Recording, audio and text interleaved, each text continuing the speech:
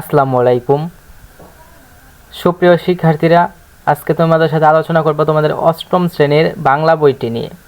যে বইটিতে একটি গল্প রয়েছে, সেই গল্পটির নাম হচ্ছে তৈলচিত্রের ভূত, যেটি লিখেছেন মানিক বন্দ্যোপাধ্যায়।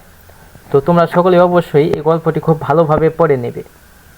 এই গল্পটি পড়ে নেওয়ার পর কিছুটা নিচের দিকে আসলে সৃজনশীল প্রশ্ন দেখতে পাবে। সেই প্রশ্নগুলোর উত্তর নিয়ে আজকে আমি আলোচনা করব।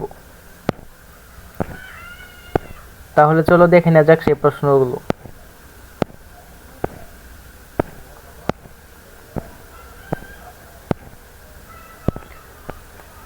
তো এটি হচ্ছে সেই সৃজনশীল প্রশ্ন।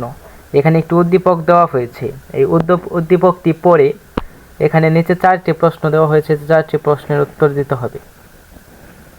ক নম্বর প্রশ্নটি হচ্ছে, তৈলচিত্রের ভূত কোন জাতীয় রচনা?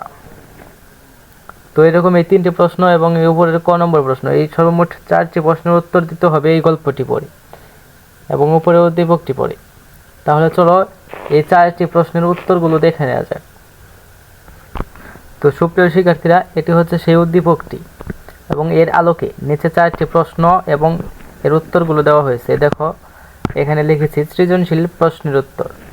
এখানে ক নম্বর প্রশ্নটির উত্তর দেওয়া হয়েছে এবং খ নম্বর প্রশ্নটির উত্তর দেওয়া হয়েছে এবং এটি হচ্ছে ছোট খ নম্বর প্রশ্নটির উত্তর এবং এটি হচ্ছে সর্বশেষ বড় গ নম্বর প্রশ্নটির উত্তর। তো তোমরা সকলে অবশ্যই এই প্রশ্নের উত্তরগুলো খুব ভালোভাবে দেখে নাও এবং তোমাদের যদি কোনো বিষয়ের ভিডিওর আগে প্রয়োজন পড়ে, বাংলা তো দিয়ে দিচ্ছি। তো তোমাদের যদি অন্য কোনো বিষয়ের সমাধান আগে দরকার থাকে তাহলে অবশ্যই কমেন্টে বলো, আমি তোমাদের সেগুলোর উত্তর দেওয়ার চেষ্টা করব। ধন্যবাদ সবাইকে।